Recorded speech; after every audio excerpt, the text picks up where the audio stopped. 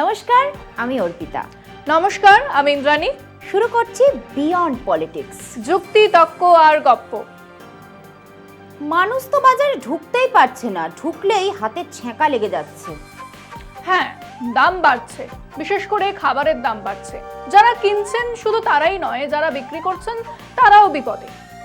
তাদের আর কি, তারা বেগুন বিক্রি করছে 160 টাকায়, টমেটো 100 টাকা। না, ঠিক এরকমটা নয়। মানুষ কিনতে না পারলে তাদের বিক্রি হবে না, আর বিক্রি না হলে জিনিসপত্র পচে যাবে। কাজেই হ্যাঁ, সেটাও ঠিক, কিন্তু এটার জন্য রাজ্য সরকারই তো দায়ী, তাই না? মূল্যবৃদ্ধি বহু বিষয়ের উপর নির্ভরশীল। ধর পেঁয়াজ, যদি আন্তর্জাতিক বাজারে পেঁয়াজের বেশি চাহিদা থাকে আর আমাদের এখান থেকে পেঁয়াজ বেশি রফতানি হয়, তাহলে দেশের অন্দরে সাপ্লাই কমবে, ডিমান্ড বাড়বে, দাম বাড়বে। কিন্তু শসা, কুমড়ো, বেগুন এগুলোর দাম বাড়ছে কেন? দুটো কারণে। প্রথমত, অতিবৃষ্টি বা অনাবৃষ্টি, যার ফলে ফসল নষ্ট হচ্ছে, দাম বাড়ছে। এবং দ্বিতীয়টা হচ্ছে কিছু ফোড়েদের জন্য। এক্স্যাক্টলি, এদের মধ্যে পরেরাই দাম বাড়াচ্ছে। চাষিরা বেগুন বিক্রি করছে 30 টাকায়, আর এরা বাজারে দিচ্ছে 70 টাকায়। আর তারপরে 2-3 হাত ঘুরে খুচরো দাম বৃদ্ধি পেয়ে সেটা হচ্ছে 100 টাকা। হ্যাঁ, ফোড়েরা সমস্যা তৈরি করে বইকি, তাই রাজ্য সরকার টাস্ক ফোর্স বানিয়ে বিভিন্ন বাজারে পাঠাচ্ছে। দেখুন কলকাতা টিভির প্রতিবেদন। সবজি বাজার আগুন, দাম কমাতে কড়া নির্দেশ মুখ্যমন্ত্রীর। মমতার নির্দেশ পেয়ে অ্যাকশনে আধিকারিকরা, বাজারে হানা টাস্ক ফোর্সের। মানিকতলা বাজারে অভিযানে টাস্ক ফোর্সের সদস্যরা, সঙ্গে রাজ্য পুলিশের এনফোর্সমেন্ট ব্রাঞ্চ রয়েছেন টাস্ক ফোর্সের সদস্য রবীন্দ্রনাথ কোলে ও কমল কুমার দে। মানিকতলায় সবজির দাম: ঢেঁড়স প্রতি কেজি 70 টাকা, পটল 50 টাকা প্রতি কেজি, বেগুন 100 টাকা প্রতি কেজি, ঝিঙে 60 টাকা প্রতি কেজি, উচ্ছে 70 টাকা প্রতি কেজি, চিচিঙ্গা 50 টাকা প্রতি কেজি। এদেরকে যারা সাপ্লাই দিচ্ছে তারা হচ্ছে হোলসেল মার্কেটগুলোই দেয়, বা কিছু লোক আছে যারা ডাইরেক্ট মাল এনে দেয়। সেইগুলো আমরা ধরার চেষ্টা করছি, কি করা যায় সেটা দেখা যায়। এবারে একেবারে সারা বাংলা জুড়ে চলছে এই পদ্ধতি, এবং যত জেলার এসডিও বিডিও তারাও জয়েন করেছে। সমস্ত বাজারগুলোয় জেলাতে যাচ্ছে, এবং এর এফেক্ট সারা বাংলা জুড়েই পড়বে 10 কোটি 30 লক্ষ লোকের। সবজির দাম নিয়ন্ত্রণে এবার কামারপুকুর সবজি বাজারে সরেজমিনে হাজির আরামবাগের সাংসদ মিতালি বাগ। পাইকারি বাজার থেকে কত দামে কিনে কত দামে বিক্রি করছেন বিক্রেতারা, তার খোঁজ নেন প্রশাসনিক আধিকারিকরা। যারা ক্রেতা রয়েছে ক্রেতাদের সাথেও আমরা কথা বললাম, বিক্রেতাদের সাথেও আমরা কথা বললাম। দেখুন, আমার স্বাদ আছে সাধ্য নেই এরকমটা জায়গায় গিয়ে পৌঁছে গেছে। বাজারে প্রথম যখন আমরা ঢুকলাম 100 টাকা কেজি বেগুন, পরে 50 এসে নেমে গেল। মানে বুঝতেই পারছেন তৈলমূল্য হিসাবে জিনিসের দামপত্র একটু কোথাও একটা কিছুর একটা ছোঁয়া একটা রয়েছে। সিউড়ি নেতাজি মার্কেটে অভিযানে ডিস্ট্রিক্ট এনফোর্সমেন্ট ব্রাঞ্চ। সরকারের বেঁধে দেওয়া দামে বিক্রি করতে বিক্রেতাদের সচেতন করেন আধিকারিকরা। বিক্রি কম হচ্ছিল, আমাদের বেচা কেনা কমে গেছিল। তো এখন তো এত জিনিসের দাম হলে মানুষ কিনবে কিভাবে? এখন তো দাম কমেছে, একটু বেচা কেনাও বেড়েছে। বাঁকুড়া শহরের বাজারে যৌথভাবে হানা এনফোর্সমেন্ট ব্রাঞ্চ ও কৃষি বিপণন দফতরের। বিভিন্ন বাজার ঘুরে সবজির দাম খতিয়ে দেখছেন তারা।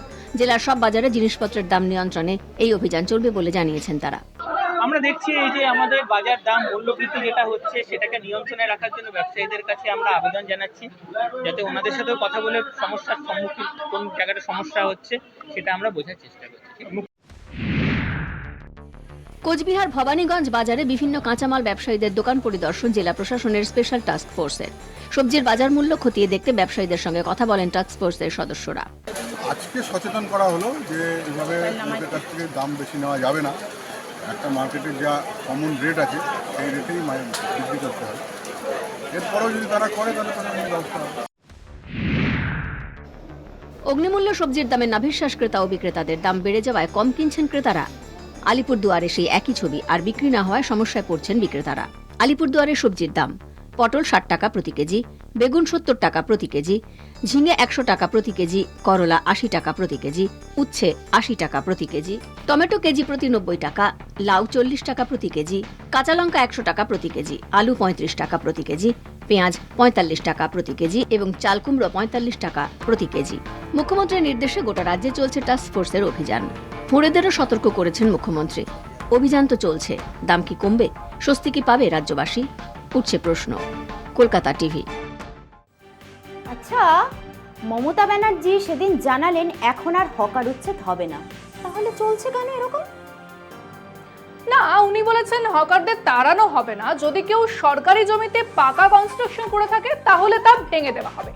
কিন্তু শান্তিনিকেতনে এখনো হকার উচ্ছেদ চলছে, রীতিমতো জেসিবি দিয়ে দোকান ভেঙে ফেলা হচ্ছে।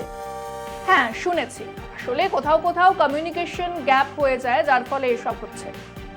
বাহ, কমিউনিকেশন গ্যাপ, এর ফলে মানুষ নিজের পেটের রোজগার হারাবে। আমাদের প্রতিনিধি সেই চিত্র তুলে ধরেছে, সেটা আপনাদের জন্য দেখুন।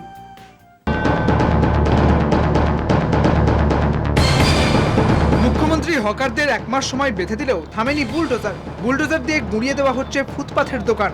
অব্যাহত দখলদার উচ্ছেদ। রবি ঠাকুরের শহরে তাসের ঘরের মতো ভাঙছে দিন আনি দিন খায় মানুষের একমাত্র সম্বল।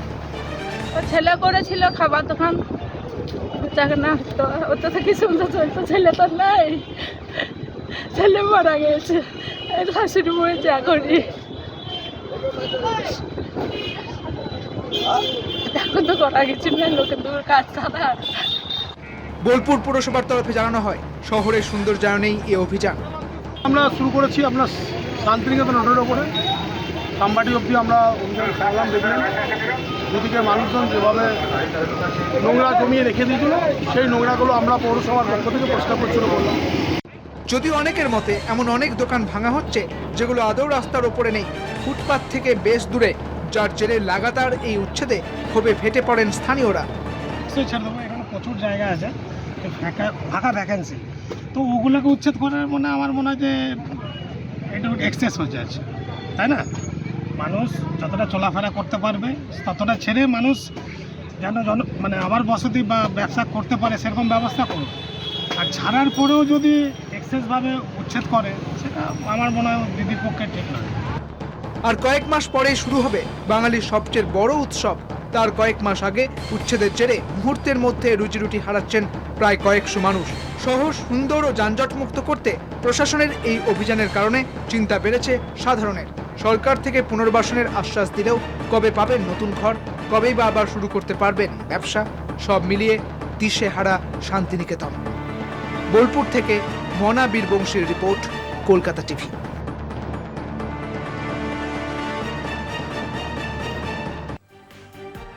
দিদি, তুমি বলো রাজ্য সরকার কত কাজ করছে, কিন্তু নিয়ম করে লক্ষ্মী ভাণ্ডার আর কন্যাশ্রীর কথাই বলো, তাই না? নিশ্চয়ই, বহু মানুষ এর ফলে উপকৃত হচ্ছেন, বিশেষ করে মহিলারা। তাদের মাসে এক নিশ্চিন্ত আয়, এক বিরাট ভরসা। কিন্তু এই সামান্য টাকা আদায় করতে জুতোর শুকতলা ছিঁড়ে যাচ্ছে। হ্যাঁ, কিছু ক্ষেত্রে সরকারি কর্মীরা কাটমানির দাবি করছেন, যাদের টাকা পাওয়ার কথা তাদেরকে ঘোরানো হচ্ছে, এগুলো তো জানি। হ্যাঁ, আমরাও খবরটা পেয়েছি রতুয়া অঞ্চলের ক্লাস 11-এর ছাত্রী সুলতানা পারভিনের। আমাদের প্রতিবেদন আপনাদের জন্য রইল। কন্যাশ্রীর সুবিধা থেকে বঞ্চিত ছাত্রী, কাঠগড়ায় তদন্তকারী সরকারি কর্মী, কাটমানি না দেওয়ায় বিপাকে ছাত্রী, সরকারি নথিতে তাকে বিবাহিত উল্লেখ।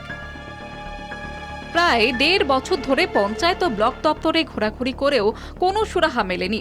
অবশেষে বিডিওর কাছে লিখিত অভিযোগ দায়ের রতুয়ার বাটনা জেএমও সিনিয়র মাদ্রাসার একাদশ শ্রেণীর ছাত্রী সুলতানা পারভিনের। অভিযোগ পেয়ে স্থানীয় বিডিও রাকেশ টোপ্পো জানান, তদন্ত শুরু হয়েছে। অভিযোগ প্রমাণিত হলে সরকারি কর্মীর বিরুদ্ধে যথাযথ আইনি পদক্ষেপ করা হবে। অভিযোগ, সুলতানার ফর্মটিতে অনুমোদন দিয়ে ব্লকে পাঠাতে ঘুষের দাবি করেছিলেন পঞ্চায়েত দপ্তরের কর্মী শান্তনু দাস। দাবি না মানায় তিনি তার রিপোর্টে সুলতানাকে বিবাহিত বলে উল্লেখ করেন। অভিযোগ এমনটাই, এর জেরে সুলতানার ফর্ম বাতিল হয়ে যায়। পঞ্চায়েতে যেয়ে বললাম শান্তনুরকে, উনি বললো কি কিছু টাকা লাগবে। তো আমরা বলছি কিসের টাকা লাগবে, এটা তো টাকা লাগে না বলে আমরা করছি, যাচ্ছি ওর কাছে। 1.5 বছর থেকে আমাকে এটা ওটা করে ঘুরাচ্ছে। বাটনা জেএমও সিনিয়র মাদ্রাসার ভারপ্রাপ্ত শিক্ষক আনোয়ারুল হক জানান, প্রশাসন মেয়েটির কন্যাশ্রী পাওয়ার ব্যবস্থা করুক।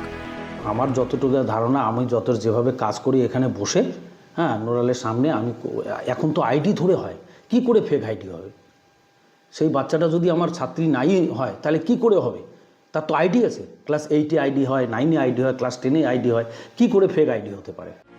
নারীদের ক্ষমতায়নে মমতা বন্দ্যোপাধ্যায় কন্যাশ্রী প্রকল্প চালু করেছিলেন। এই উদ্যোগে ব্যাপক সাড়া পাওয়া গিয়েছিল। সেই কন্যাশ্রী প্রকল্পের সুবিধা দেওয়ার জন্য কাটমানির দাবিতে শাসক বিরোধী চর্চা। আমাদের দলকে মেলাইন করার জন্য, মুখ্যমন্ত্রীর ছবিকে খারাপ করার জন্য এবং অবিলম্বে এই কর্মচারীকে বরখাস্ত করা উচিত, তদন্ত করে বরখাস্ত করা উচিত। কন্যাশ্রী প্রকল্প নিয়ে কোনো সরকারি কর্মী যদি এগুলো নিয়ে নোংরামো করে, কঠোর থেকে কঠোরতম শাস্তি হবে, এই বিশ্বাস আপনারা রাখুন। একজন মেয়ে কন্যাশ্রী প্রকল্পের আবেদন করছে, সেই কাটমানি দিবে না বলে তাকে বিবাহিত দেখানো হচ্ছে, তার কন্যাশ্রীর ফর্মটা ক্যান্সেল করে দেওয়া হচ্ছে, সে বিডিওর কাছে যাচ্ছে, ডিএমের কাছে যাচ্ছে, এখনও পর্যন্ত কোনো ব্যবস্থা হলো না। এটাতে মুখ্যমন্ত্রীর যে কথা তার অসরতাই প্রমাণ হচ্ছে। অভিযোগ প্রমাণিত হলে পঞ্চায়েত কর্মীর বিরুদ্ধে কি ব্যবস্থা গ্রহণ করে তার দিকে তাকিয়ে ছাত্রী ও তার পরিবার। ওই ছাত্রী কি প্রকল্পের প্রাপ্য টাকা পাবে নাকি প্রকল্প থেকে বঞ্চিত হবে সে? এই প্রশ্নই ঘুরপাক খাচ্ছে। কলকাতা টিভি। হ্যাঁ, এরকম কিছু বিচ্ছিন্ন ঘটনা তো আছে, কিছু অসৎ কর্মচারীও আছে, এবং এর মধ্যে যদি আপনারা খবর পান আমাদের বলুন, আমরা খবর করব এবং সেই অসৎ কর্মচারীর শাস্তি হবে। তবে আজ সময় শেষ, আগামীকাল আবার হাজির হব বিয়ন্ড পলিটিক্স, যুক্তি, তর্ক আর গপ্প নিয়ে। আমিও হাজির হব আমার জবাব নিয়ে।